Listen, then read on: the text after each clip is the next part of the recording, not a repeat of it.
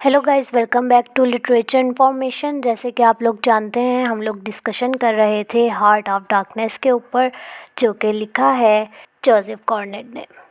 अपने पिछले लेक्चर के अंदर मैंने कुछ चीज़ें डिस्कस की थी कि आज हम लोग इन की पॉइंट्स के ऊपर डिस्कशन करेंगे, जिसमें से सिर्फ हम लोगों की डिस्कशन हुई थी कैरेक्टर के ऊपर और कुछ बेसिकली नॉवल के बारे में। मैंने बताया था कि एक नॉवल में कौन कौन सी चीज़ें होती हैं, और ये नॉवल जो हम लोग हार्ट ऑफ डार्कनेस डिस्कस कर रहे हैं, इसके पॉइंट ऑफ व्यू से वो चीज़ें समझना बहुत ज़रूरी थी। हो सकता है कुछ स्टूडेंट्स को जैसे ही उन्होंने लेक्चर स्टार्ट किया हो वो कुछ पॉइंट्स बहुत ज़्यादा बोरिंग लगे हों, लेकिन इस लेक्चर को समझने के लिए वो इम्पोर्टेंट थे। तो पिछले लेक्चर में हम लोग कैरेक्टर्स के ऊपर डिस्कशन कर चुके हैं। आज हम लोग डिस्कस करेंगे स्टोरी, सेटिंग और plot. Colonialism, imperialism, post colonialism, ये टर्म्स हैं जो मैं आप लोगों को पिछले लेक्चर में बता चुकी हूँ।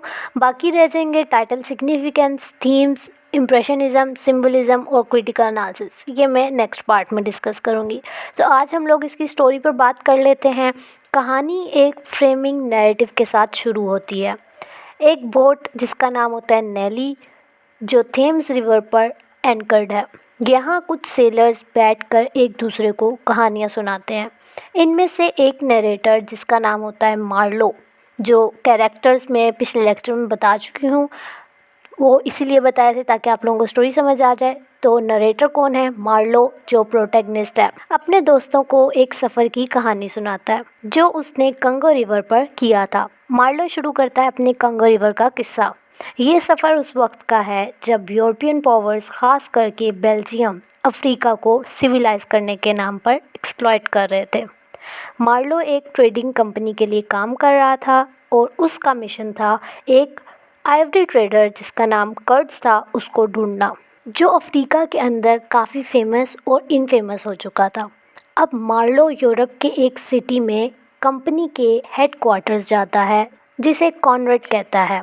यहाँ वो पेपर वर्क कंप्लीट करता है और अपने सफ़र के लिए प्रिपेयर हो जाता है। इस सीन में हमें यूरोपियन ब्यूरोक्रेसी का एक अजीब और कोल्ड इन्वायरमेंट दिखाई देता है। मार्लो को कंगो रिवर के एक आउटर स्टेशन पर भेजा जाता है जहां वो अपना सफ़र स्टार्ट करेगा। जब मार्लो आउटर स्टेशन पहुंचता है तो वो ये देखता है कि अफ्रीकन वर्कर्स को बहुत बुरा ट्रीट किया जा रहा है। उन्हें विदाउट ब्रेक, बग़ैर किसी रहम के काम करवाया जा रहा है। वो चाहे मर रहे हैं, बीमार हैं, उन पर जुल्म किया जा रहा है और विदाउट ब्रेक, कोई छुट्टी नहीं है, कोई ब्रेक नहीं है, उनसे काम लिया जा रहा है। ये सीन हम लोगों को यूरोपियन इम्पीरियलिज्म को हाईलाइट कर रहा है। मार्लो यहाँ एक कैरेक्टर द चीफ अकाउंटेंट से मिलता है। अकाउंटेंट एक वेल ड्रेस्ड इंसान है जो कर्ट्स की तारीफ़ करता है और उसका नाम मेंशन करता है। अब ये फर्स्ट टाइम है जब मार्लो कर्ट्स के बारे में सुनता है। अब आउटर स्टेशन से मार्लो एक और स्टेशन पर जाता है जिसे सेंट्रल स्टेशन कहते हैं। यहाँ उसे पता चलता है कि उसकी स्टीम बोट को नुकसान पहुँच गया है और उसे रिपेयर करना होगा।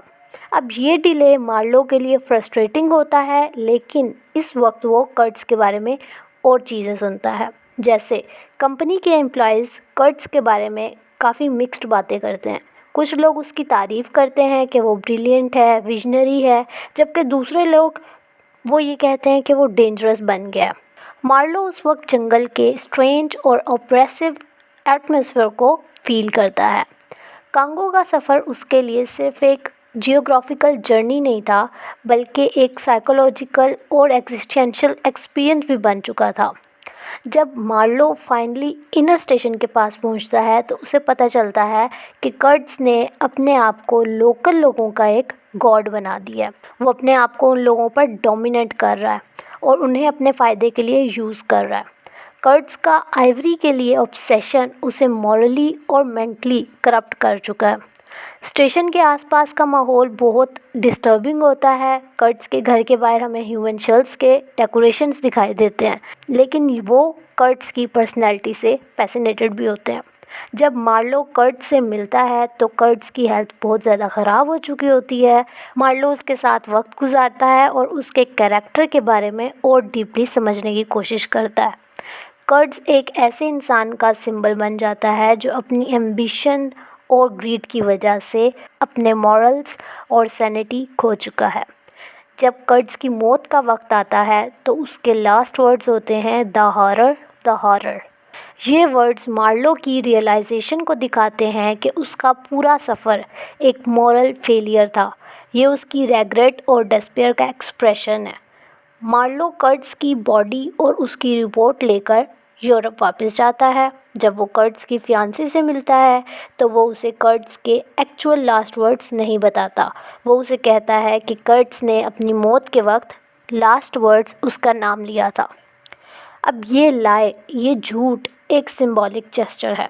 मार्लो ने कर्ट्ज़ की मॉरल डार्कनेस को देख लिया था, लेकिन उसने ह्यूमैनिटी के लिए एक होप का इल्यूजन बनाए रखा। मोरल ऑफ द स्टोरी क्या है? हार्ट ऑफ डार्कनेस एक सफ़र है, सिर्फ जंगल के अंदर नहीं बल्कि इंसान के अंदर की डार्कनेस का।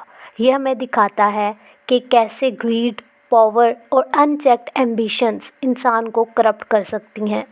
कर्ट्ज़ का डाउनफॉल सिर्फ उसका नहीं, कलोनियलिज़म का भी डाउनफॉल है, और कलोनियलिज़म पर एक क्रिटिक है। यूरोपियंस जो अफ्रीका को सिविलाइज करने के लिए आए थे, उन्होंने खुद अपनी ह्यूमैनिटी को खो दिया। ये स्टोरी आज के दौर में भी रेलिवेंट है। जैसे कॉरपोरेशंस डेवलपिंग कंट्रीज़ के रिसोर्सेज का मिसयूज़ करते हैं, वैसे ही कर्ट्ज़ और यूरोपियन पावर्स ने अफ्रीका को एक्सप्लॉइट किया, अपने लिटरेचर में उनके बारे में बुरा भला लिखा, और इस वजह से अफ्रीका को बुरा भला समझा जाता है। तो ये हार्ट ऑफ डार्कनेस की स्टोरी थी, सेटिंग थी और प्लॉट था। मिलते हैं नेक्स्ट लेक्चर के अंदर बाकी चीज़ों के साथ।